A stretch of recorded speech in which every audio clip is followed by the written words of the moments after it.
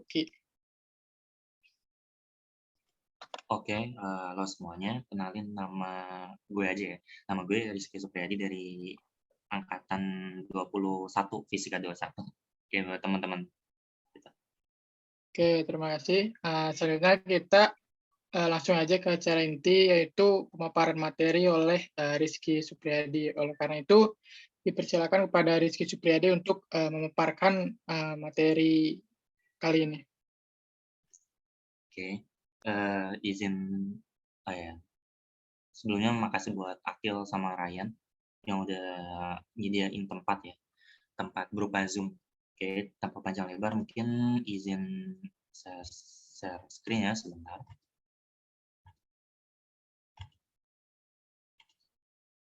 Oke. Oke, apa udah terlihat share screen-nya? Sudah. Oke, jadi kita mulai aja langsung. Yang pertama ini adalah materi tentang medan magnet. Medan magnet. Nah, ini medan magnet juga masuk ke dalam UAS ya. Nah, jadi mungkin perkenalan dulu untuk materi UAS, itu setahu gue dari alat-alat optik sampai fisika modern. Nah, jadi rangkaian listrik ini masih masuk gitu ternyata. Dan terus sebelum gue mulai, kalau emang gue ada yang salah atau dikeliru, tolong diluruskan dan gue minta bantuan ke kalian buat bantu ngitung hasilnya ya, bantu ngitung hasilnya. Oke, baik, gue langsung mulai aja. Buat nomor 1, yang ditanya adalah soalnya adalah sebuah batang magnet dijatuhkan ke tengah. Perlu kita highlight, ini adalah di tengah lingkaran. Berarti bisa kita simpulkan kalau magnet ini itu jatuh di pusat kawat. Di P, lihat gambar, berarti magnet ini jatuh di sini, P. Ternyata ketika magnet tiba di P, pada kawat mengalir arus sebesar 2 mA. Diketahui jari-jari lingkaran kawat adalah 2 cm dan hambatan kawat 6 ohm. Carilah laju perubahan, dan yang B adalah kuat medan magnet induksi di P oleh arus pada kawat. Nah, yang pertama kita cari laju perubahan medan magnet. Sebelum kita masuk ke jawabannya, kita tulis dulu diketahui, ditanya sama jawab. Diketahui, di sini diketahui di soal itu adalah arus sebesar 2 mA. 2 mA ketika kita ubah jadi ampere, jadi berapa? 2 mA ke ampere yaitu 2 dikali berapa? 2 dikali 10 pangkat min 2. Terus jari-jari lingkaran berarti A-nya itu sama dengan 2 cm. Kita ubah satuannya ke satuan SI ke meter, yaitu 2 dikali 10 pangkat min 2 meter. Dan yang terakhir adalah hambatan kawat. Hambatan simbolnya R, 6 ohm. Carilah laju perubahan. Nah, untuk laju perubahan ini kita gunain rumus GGL induksi. GGL induksi.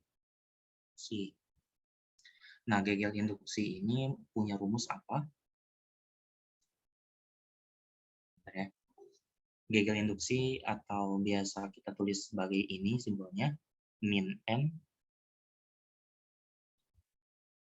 d flux per dt.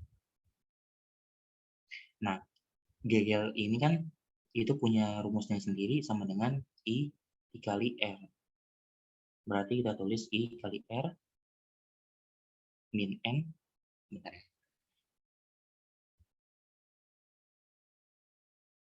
Sebentar, ini agak lag.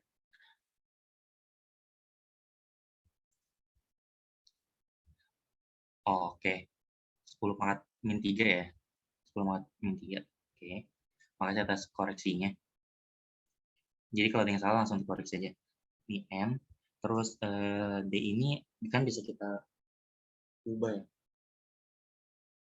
Jadi D dikali BA, rumus flux magnet. Jadi rumus GGL ini, rumus flux magnet itu B dikali A. Sebenarnya di sini kali cos theta. Gitu.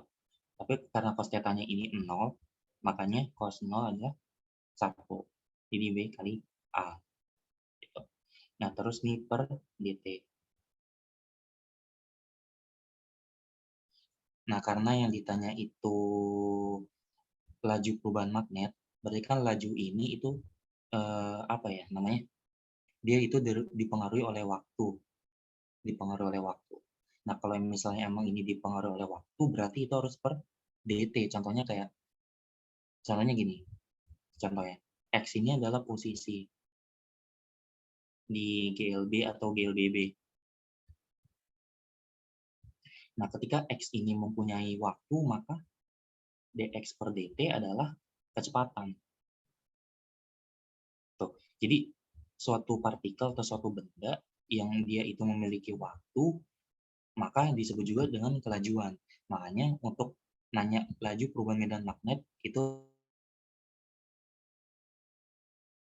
dt. Kenapa dB dt? B itu kan menyimbolkan medan magnet. B adalah medan magnet. Medan magnet. Jadi ketika ya ditanya laju perubahan medan magnet, berarti dB dt. Kita konversi. dB dt berarti IR dikali mana? dB dt berarti dikali NA ya. Dikali NA. Tuh. Jangan lupa ada min. Nah, N ini berapa, Ki? N ini adalah, kan N ini jumlah kawat ya. Jumlah kawatnya cuma 1, dilihat dari gambar. Cuma 1. Nah, jadi langsung aja kita masukin. Nah, ini mungkin kalau teman-teman bisa ini ya, MA itu kalau ke ampere mungkin benar ya, 10 pangkat 3. Kita ubah. Jadi kita masukin 2 dikali 10 pangkat min 3. Hambatannya berapa? Hambatannya 6 per 1 dikali A-nya. A ini adalah luas dari lingkaran, kan kawatnya berbentuk lingkaran. Jadi yang dipakai itu adalah luas permukaan lingkaran. Luas permukaan lingkaran apa? Pi R kuadrat. 3 kali 6 per 1 dikali Pi. R-nya ini adalah A ya. Jadi 2 dikali 10 pangkat min 2 per 2 dikali 10 pangkat min 2 kuadrat. Ini 6. Jangan lupa di sini ada minnya di depan.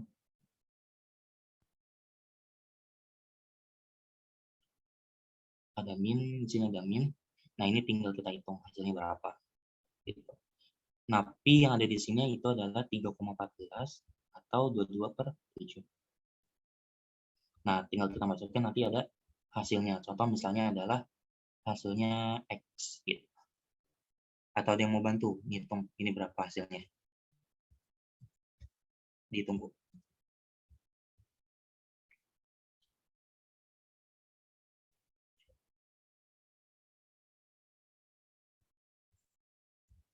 Mungkin ada yang mau bantuin hasilnya berapa?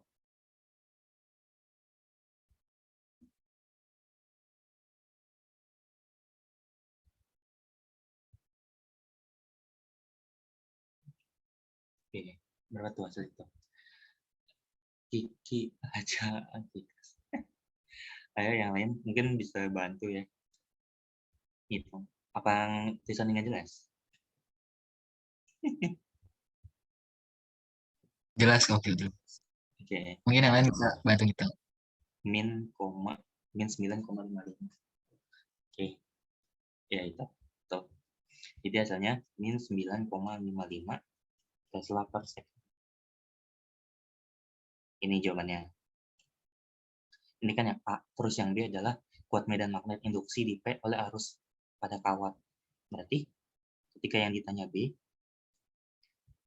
kuat medan ini kan simbolnya B. Terus yang ditanya lagi di P. Ingat, P itu adalah di tengah-tengah pusat lingkaran. Rumusnya apa? Rumusnya mu0 dikali I per 2 A. Benar. Benar. Rumusnya nih, mu0 besarnya berapa? 4pi dikali 10 pangkat 7.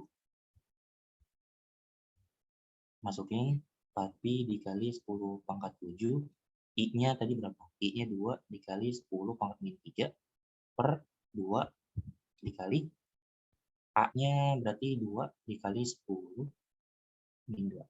Apa tuh? Lagi. Oh, min 7, min 7. Min 7. Oke. Udah nih tinggal dihitung aja hasilnya berapa.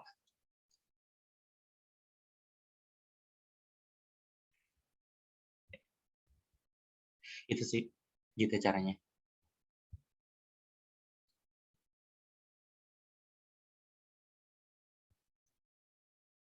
Ini nanti kalian hitung aja hasilnya ya. Soalnya nggak berhubungan sama si A, jadi hasilnya ini ya tinggal kita hitung aja konversi angkanya gitu. Oke, mungkin dilanjut ke nomor 2 ya. Nah, nomor 2. Nomor 2 ini agak sulit.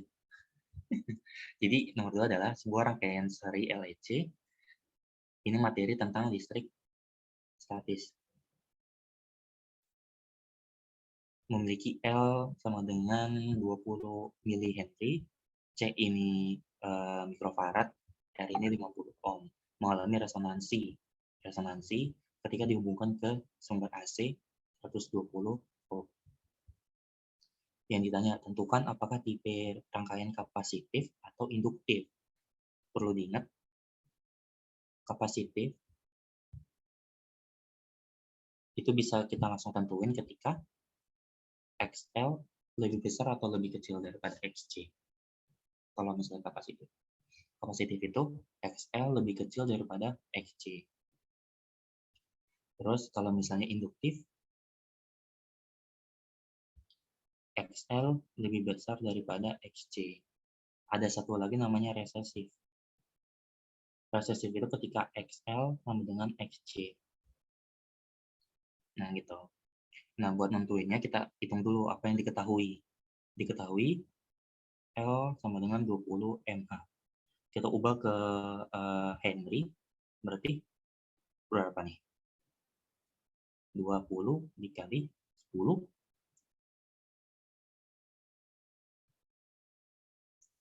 pangkat min. Ayo, berapa?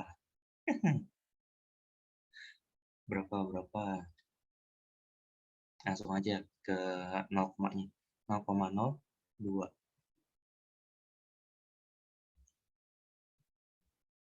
Henry. Terus kita ubah C-nya 4 mikrofarad, kita ubah jadi 4 dikali 10 pangkat min 6. Kok ini sih? Ke faradnya. Terus R-nya 50 ohm. Nah, cara nentuin XL, X-nya apa? XL itu rumusnya omega dikali L. XC itu sama dengan 1 per omega dikali C. Ingat rumusnya ini. Nah, tapi kan kita belum ketemu omeganya kan? Cara nyari omeganya gimana?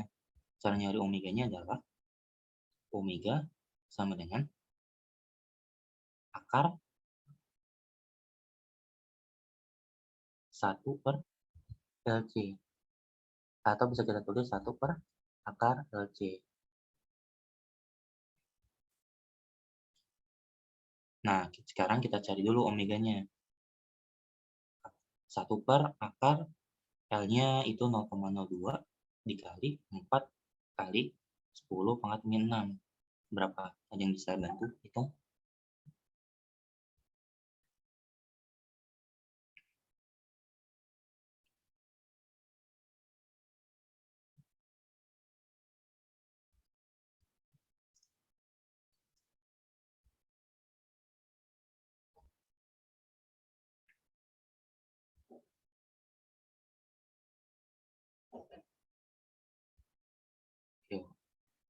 Ada yang bisa bantu itu nggak? 1 per akar 0,02 dikali 4. Waduh, ada nih di chat. 2.500 akar 2. Oke. 2.500 akar 2. Oke. Ini satunya rad per apa nih? Omega, rad per second ya masalah. Iya sih.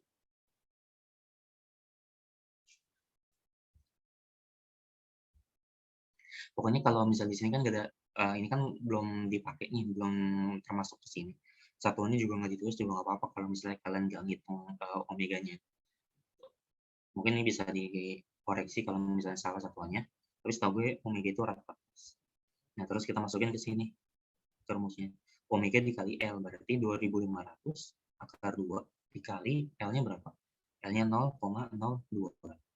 Sekarang yang X-nya 1 per 2.500 akar 2 dikali 4 kali 10 pangkat min 6. Coba, bisa dibantu gue lagi? Bisa bantu gue lagi buat ini 2.500 akar 2 dikali 0,02 sama 1 per 2.500 akar 2 dikali 4 dikali 10 pangkat min 6. Yang atas dulu deh, yang atas hasilnya berapa, yang bawah hasilnya berapa? Atas dulu.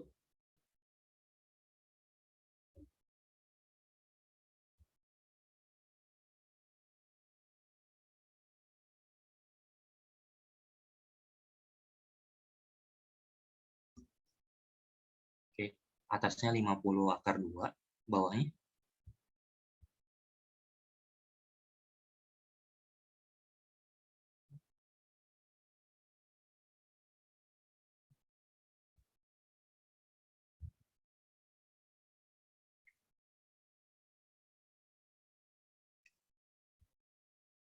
bawahnya sama.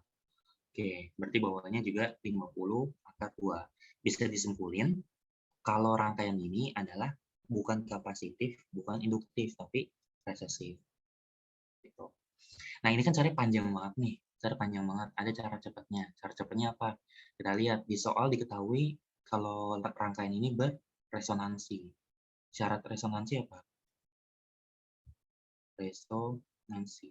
Syaratnya XL sama dengan XC. Kita lihat lagi di sini. XL sama dengan XC itu resesif. Gitu. Jadi cara cepatnya gitu. Caranya kan kita tahu nih di soal kalau rangkaian ini berresonansi. Syarat resonansi apa? Syarat resonansi ternyata XL harus sama dengan XC. Kita lihat lagi ke sini. Kalau XL sama XC itu namanya resesif, bukan kapasitif, bukan induktif. Gitu. Cara cepatnya. Jadi nggak perlu ngitung kayak beginian. Oke. Mungkin kita perlu highlight ya sebelum dihapus. Perlu kita catat yang penting-penting. Siapa tahu digunain dibuat nyari ya yang poin B sama poin C-nya. Kita hapus. Ini nggak usah. Bentar ya. Kita omeganya tadi 2.500 akar 2. Terus udah ini. Cari deh XC-nya 5 XC sama dengan XL sama dengan 50 akar 2. Kita hapus yang ini.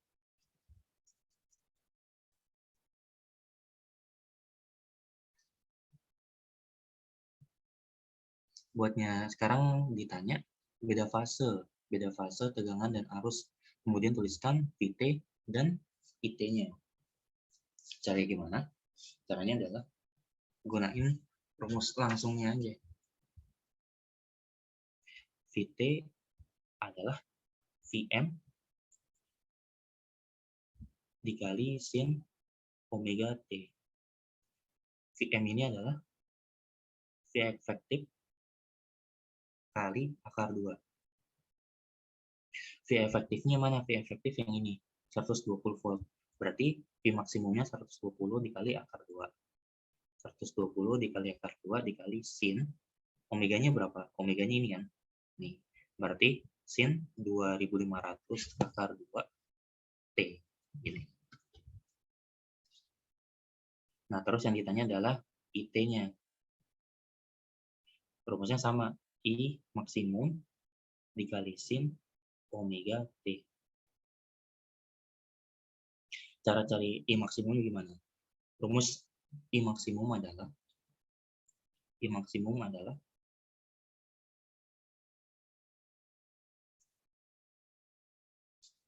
apa? I maksimum ya I efektif dikali 2 kan. Tapi kita cari dulu I efektifnya berapa.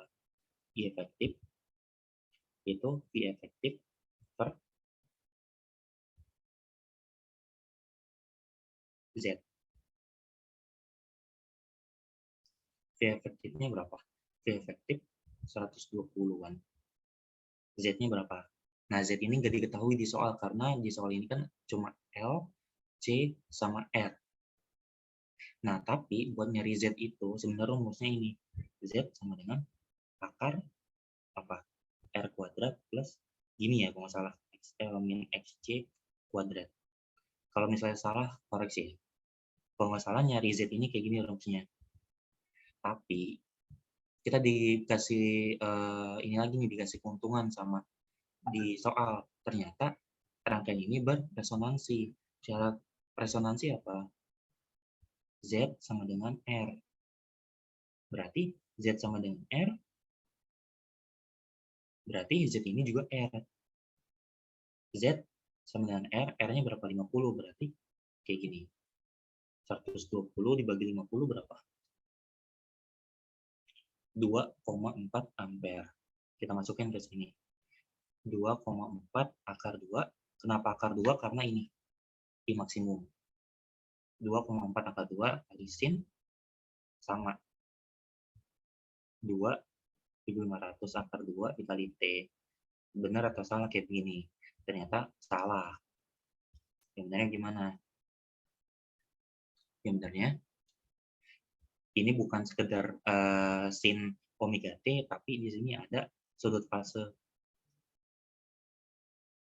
2,4 akar 2 dikali sin 2.500 akar 2T kayak ini. Nah, ini sudutnya kan segini ya. Sudutnya. Nah, ketika 2.500 akar 2T plus sudut fasenya, itu sama aja dengan kayak gini. Sin alfa plus 180 derajat. Atau bisa kita tulis min sin alfa. Kan, dari matematikanya.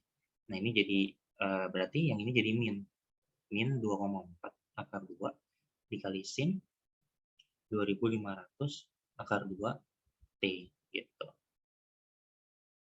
Berarti cuma beda di plus ini, sama sih sudutnya sama.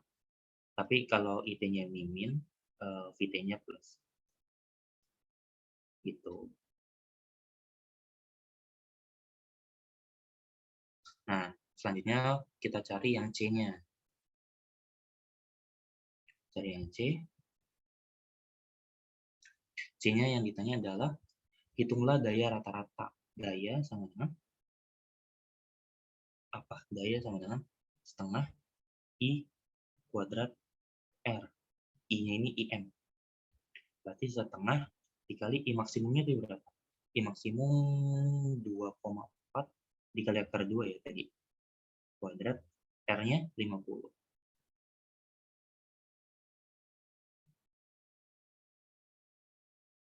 Benar nggak sih? Benar ya? Iya, benar. Oke, jadi ya udah setengah dikali 2,4 kuadrat berapa nih? 2,4 kuadrat.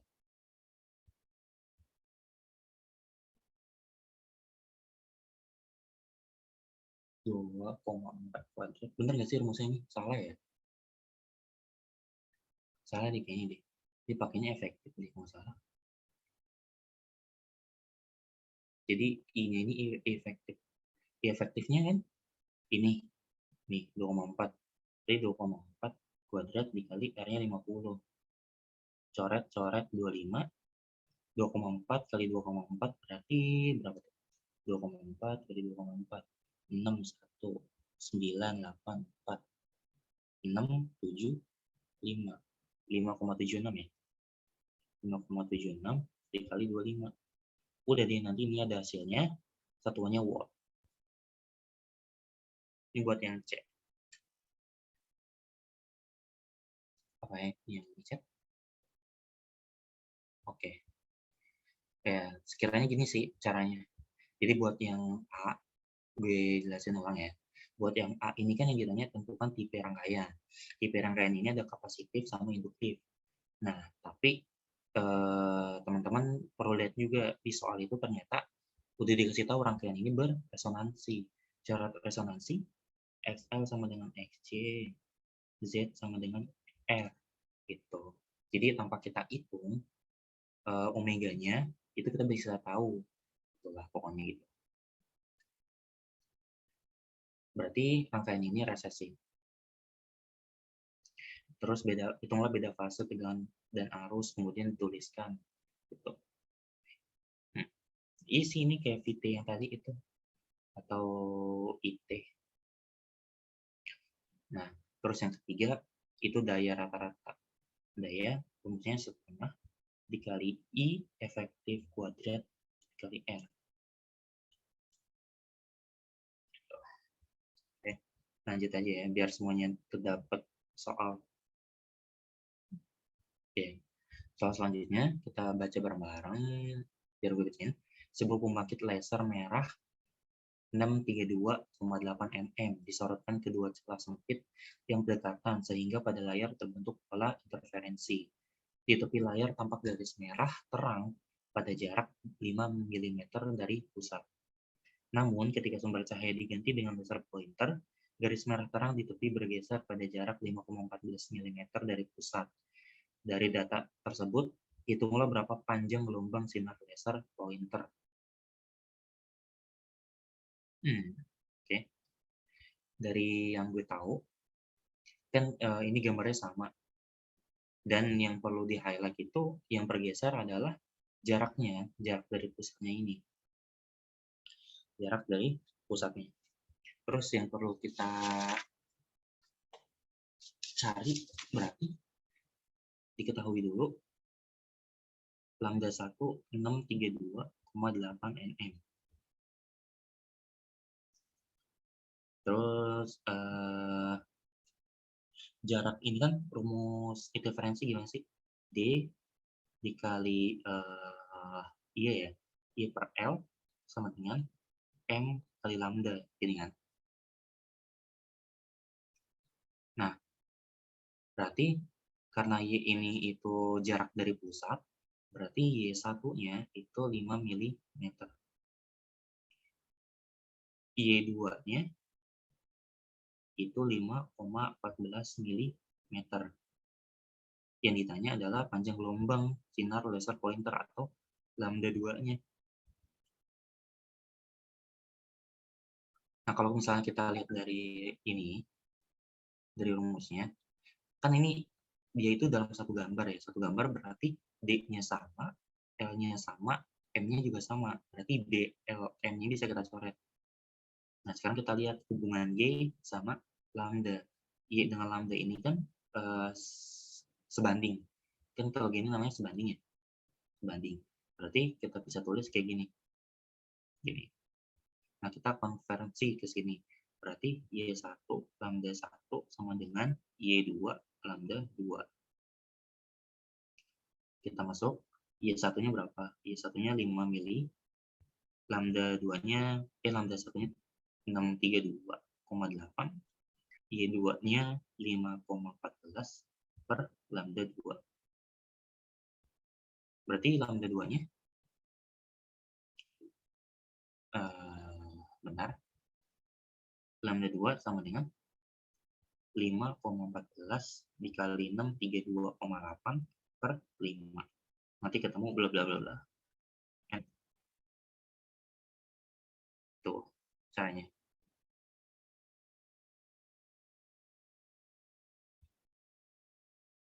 Kenapa bisa dicoret ya? Misalnya ada yang nanya kenapa ini dicoret, ini dicoret karena ini cuma dalam satu gambar itu. Yang berubah adalah sinar pointernya. Apa? yang berubah ini cahaya. Ini pertama laser merah, terus yang kedua itu sumber cahaya diganti dengan laser pointer. Jadi ibaratnya ya perbandingan aja gitu, kita bandingin laser merah ini segini, laser pointernya ini berapa gitu. Mungkin lebih jelasnya gini. Contoh misalnya kita punya laser yang pertama. Ini contoh ya, laser pertama ini contohnya harganya 10.000. Laser kedua contohnya harganya 20.000. Nah, ini memiliki perbedaan gitu, perbedaan lambda, perbedaan panjang gelombang. Nah, panjang gelombang ini yang 10.000 ternyata 10 nm. Yang kedua ternyata 20 nm. Nah, misalnya ada pola interferensi juga. Nah, ini dari jarak pusat ternyata laser yang 10K itu Y-nya 2 mm. Nah, yang ditanya adalah berapa jarak dari pusat laser yang harganya 20.000. Ya berarti pakai perbandingan yang tadi aja. Jadi kita ngebandingin laser dengan objek yang sama, dengan perantara yang sama, atau dengan tempat yang sama. Jadi tempatnya sama gitu loh. Yang ngebedain adalah sumber cahayanya. Jadi tinggal pakai perbandingan gitu. Oke, dilanjut ya. Kita masuk ke soal akhir. Ini materi tentang fisika modern atau efek fotolistrik.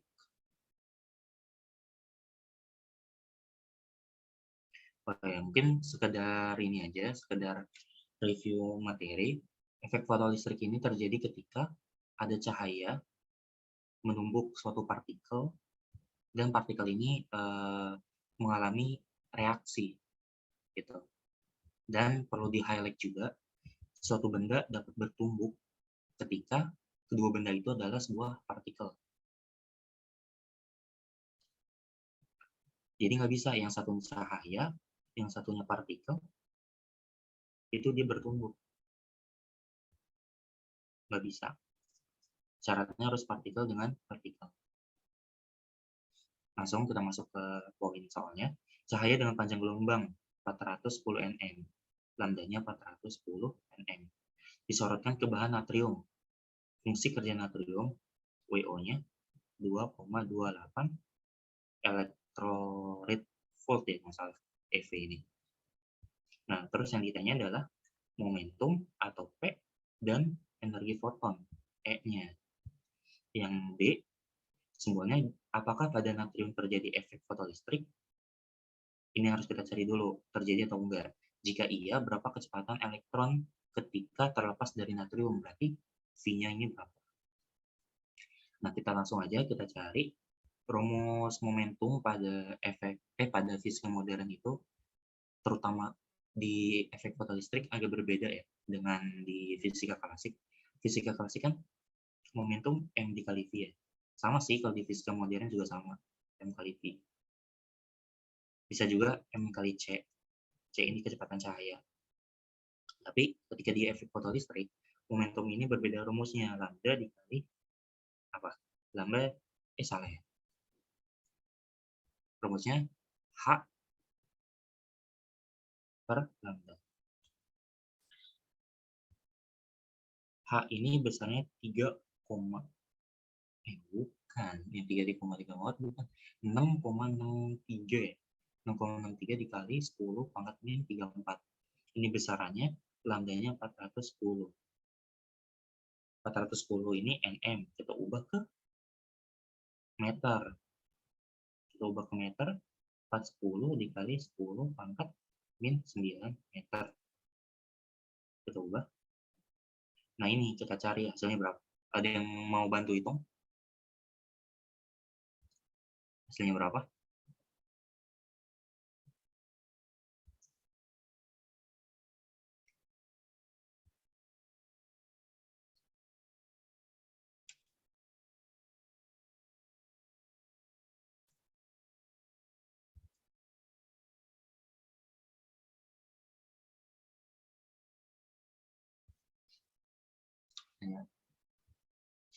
Oh, jangan gak ada yang ngitung juga ya. Oke, ada yang hitung nih. Si Rashid 1,62 dikali 10 pangkat min 7. Oke, mantap. 1,62 dikali 10 pangkat min 7. Satuannya apa? Satuannya kg meter per second. Terus yang kedua adalah energi foton. Energi foton adalah apa nih? 27. Oh iya ya, 27. 27 min pangkat 27 ya. Oke. Terus yang kedua adalah energi foton. Energi foton rumusnya adalah NHF. N ini adalah apa ya? N itu jumlahnya. Jumlah ini 1. H ini sama 6,63 dikali 10 pangkat min 34. F ini frekuensi. Frekuensi E sama dengan C per lambda. C-nya berapa? Kecepatan cahaya 3 dikali 10 pangkat 8 per lambdanya 410 dikali 10 pangkat min 9. Nih, dicari. Nah, ini ternyata berhubungan. Yang A sama B ini berhubungan. Nah, coba tolong cari yang E-nya deh. E-nya berapa hasilnya?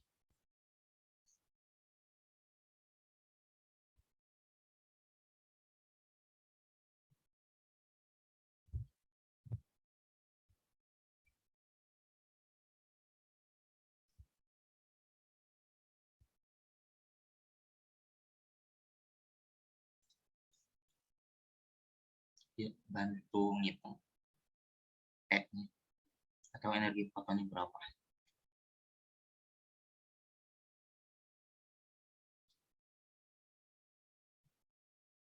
Energi fotonnya adalah pasti energi fotonnya gede banget. Hasilnya energi fotonnya gede banget. Oke, 4,85 dikali 10 pangkat min 19. 4,85 dikali 10 pangkat min berapa tadi? Min 19 ya. Min 19 Joule. Nah, buat kita tahu kalau misalnya natrium ini ngalamin efek fotolistrik atau enggak, itu ada syarat-syaratnya. Syarat-syaratnya apa? Syarat-syaratnya itu adalah ketika E ini lebih besar dari W0, itu dia mengalami efek fotolistrik. Fotolis. E-nya ini adalah 4,85 dikali 10 pangkat min 19. W0-nya berapa? 2,28. Kan ini masih Joule ya. Joule ini kita ubah masalah. Joule ini kita ubah ke EF atau ini aja kali. Ini masih EF nih. W0 ini bisa kita ubah ke Joule dengan dikalikan dengan 1,6 dikali 10 pangkat min 19. Ada yang bisa bantu? W0 ini berapa? Ini satuannya Joule ya. Dari EV ke Joule.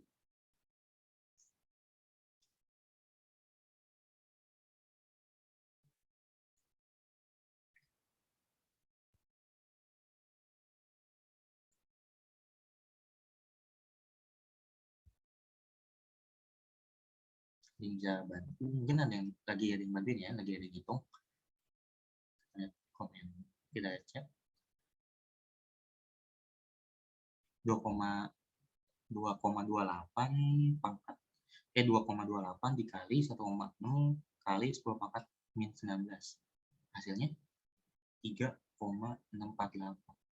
3,648 dikali 10 pangkat min 19. Nah, ternyata E ini lebih besar dari WO, berarti terjadi efek fotolistrik. Berarti kita bisa cari kecepatannya. Gitu. Cara ngebuktiinnya ya. Natrium itu terkena efek fotolistrik atau enggak. Oke, berarti kita cari kecepatannya. Rumusnya gimana? Rumus buat nyari kecepatannya. Rumus buat nyari kecepatannya adalah energi foton dikali W0 sama dengan energi kinetik. Energi foton ini kan kita tadi udah ketemu ya, energi foton sebesar 4,85 dikali 10 pangkat min 19.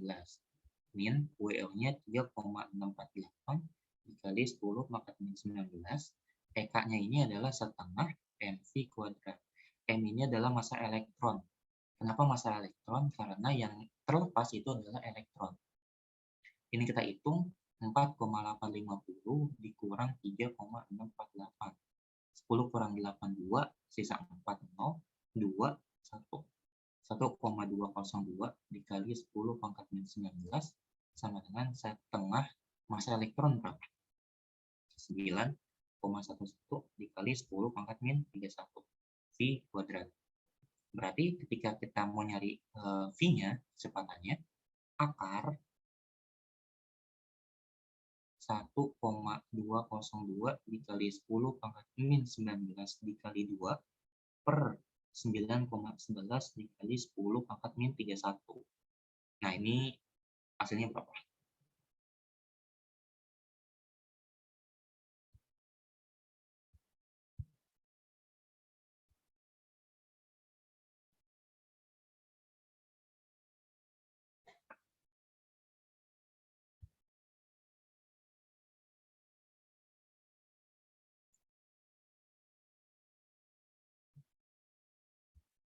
Bisa bantu lagi buat ngitung. Kita lihat chat.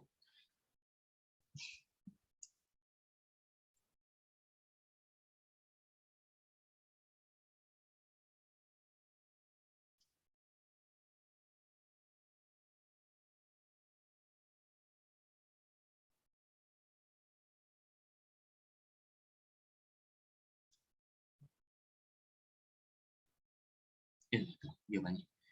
5,137 dikali 10 pangkat 5. Satuannya meter per second atau C, meter per second. Jadi gini caranya. Gitu. Jadi mungkin gue simpulin ya buat nomor 5. Momentum ini kan yang tadi gue bilang, momentum di fisika klasik sama fisika modern itu beda. Fisika sebenarnya sama sih, sama-sama partikel gitu kan. Nah, tapi dalam fisika modern, fisika klasik itu kan cuma M dikali V. M ini adalah massa benda, V ini adalah kecepatan bendanya gitu. Nah, tapi ketika udah masuk ke fisika modern, dia ini punya dua rumus. MV ini berlaku ketika dia itu berupa partikel. Jadi V ini adalah V partikelnya itu. Tapi ketika dia M kali C, nah ini dia berupa cahaya. Jadi buat P ini kayak gini. Tapi juga ada lagi ketika momentum ini dia itu terjadi ketika efek fotolistrik. Rumusnya apa tadi? Rumusnya adalah H dikali lambda. Tuh. H ini kalau nggak salah tetapan Boltzmann itu tadi 6,63 dikali 10 pangkat min 34. Itu sih. Nah, terus yang tadi perlu diingat juga, kan tadi PK itu setengah mv kuadrat kan. Nah, kalau misalnya di fisika klasik kan M ini adalah suatu yang berkaitan atau sesuatu atau objek yang mengalami suatu kejadian. Ini kan di sini natrium. Mungkin kalau kita terkecoh, M-nya ini bakal kita pakai natrium. M natrium ini berapa sih? Tapi kita lihat juga di efek fotolistrik itu yang terjadi adalah elektron. Berarti M ini adalah massa elektronnya. Massa elektron atau 9,11 dikali 10 pangkat min 31. Gitu. Oke, pas banget yang 9. Mungkin sebelum gue tutup ya, sebelum gue serahin ke host, gue ambil kesimpulan dulu dari nomor 1. Jadi yang nomor 1 ini kan yang pertama itu ditanya adalah laju perubahan medan magnet. Nah, laju perubahan medan magnet itu nggak ada simbol pastinya. Maksud gue itu kalau hambatan R, terus kalau misalnya apalagi arus I, atau apalagi kecepatan V, itu kan simbol pasti. Nah, laju perubahan medan magnet ini adalah dB per dt. Kenapa Kenapa dB per dt? B ini adalah suatu medan magnet. Tapi dalam medan magnet ini mengalami laju perubahan, berarti dia itu ada selang waktunya kan, ada selang waktu yang terjadi, makanya dB per, bukan dB per ya, dB dt, ada dB dt-nya gitu. Nah, terus yang kedua adalah kuat medan magnet. Kuat medan magnet simbolnya B, tapi kita lihat di soal P ini itu ada di tengah lingkaran, berarti kasusnya itu adalah di tengah arus, atau bisa kita mu0 dikali per 2A rumusnya. Nah, terus yang kedua ini ada rangkaian RLC. RLC atau rangkaian listrik statis. Nah, yang perlu gue highlight di soal ini adalah kita lihat dulu ternyata soal ini adalah beresonansi ya. Beresonansi berarti kita Z sama dengan R, terus XL sama dengan XC, rumus XL ini adalah omega dikali L. Ini 1 per omega kali C.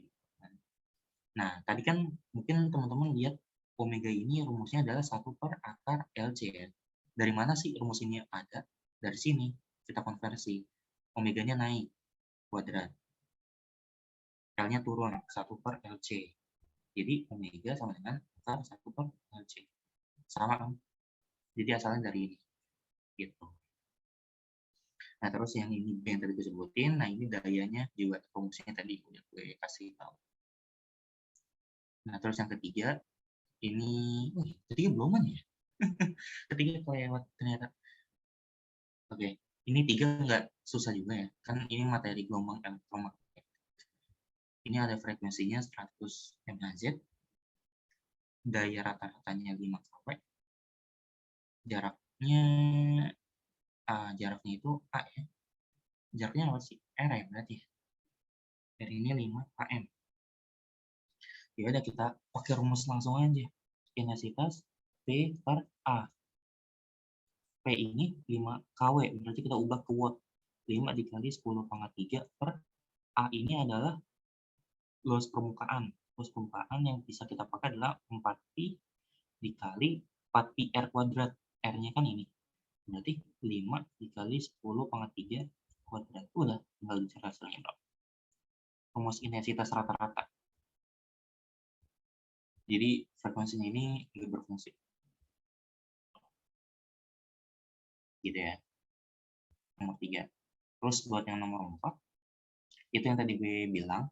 Jadi kalian punya dua objek yang berbeda, laser 1 sama laser 2. Kalian uji di kertas yang sama. Ya berarti kalian cuma membandingin perbedaan antara 1 sama 2 tanpa memerhatikan tempat yang kalian uji. Contohnya gitu. Kecuali kalian punya 2 laser, kalian juga punya 2 kertas. Nah, ini yang ribet ngujinya. Tapi kertasnya sama, kalian cuma beda lasernya doang. Berarti ya tinggal pakai perbandingan gitu, logikanya. Terus yang buat yang kelima, ya ini yang tadi gue bilang. Yang udah gue review di awal banget. Yang tadi sebelum gue review semuanya kan gue bilang momentum itu beda antara fisika klasik sama fisika modern. Energi foton ini adalah selalu ingat NHF atau NHC per lambda gitu. Nah, kecepatan elektron ini ya tadi rumusnya E sama dengan E dikali E0 sama dengan EK. Sebenarnya ini nih, rumus itu ada 2, E min E0 sama dengan EK atau E min W0 sama dengan EK. E0 ini rumusnya NHF0. Jadi yang ngebedain E0 sama E biasa itu adalah di F0-nya, di frekuensinya. Oke, mungkin itu aja dari penjelasan gue buat 5 soal ini. Mungkin gue kembaliin ke hostnya, si Akil.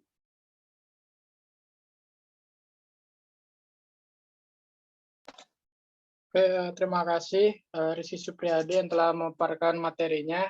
Selanjutnya ada sesi tanya jawab dulu dari peserta. Bagi peserta yang ingin bertanya, dipersilakan. Boleh di kolom komentar atau on mic juga boleh.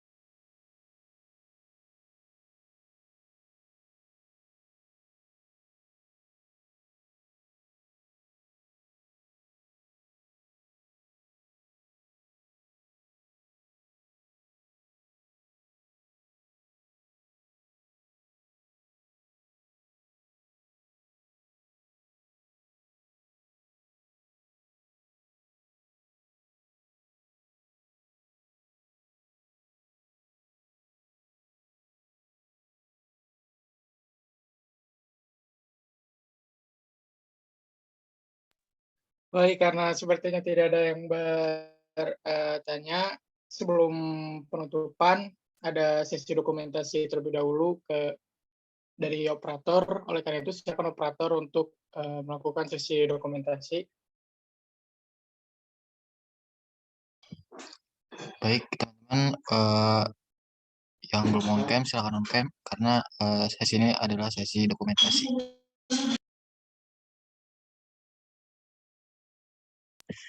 Mungkin pemateri bisa on cam pemateri. Oke, sebentar ya. Oke.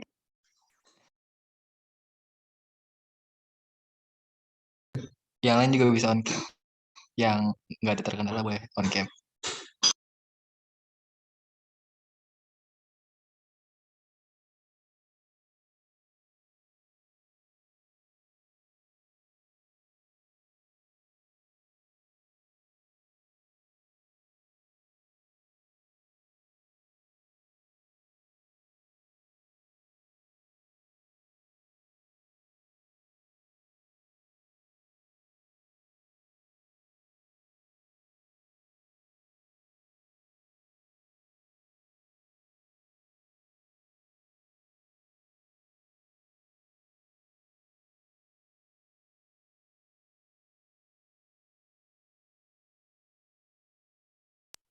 Itu Rizky Supriyadi lagi pramuka, lagi persami. Oke, langsung aja mungkin karena yang lain ada kendala. Langsung aja ya. 1, 2, 3. Gaya lain 1, 2, 3. Oke, terima kasih. Saya kembalikan ke host. Baik, terima kasih operator sudah melakukan sesi dokumentasi. Berhubung sudah di penghujung acara, saya cukupkan saja acara untuk kali ini. Terima kasih atas perhatiannya. Mohon maaf apabila ada kekurangan. Assalamualaikum warahmatullahi wabarakatuh. Waalaikumsalam. Thank you, Ki. Sama-sama. Siki.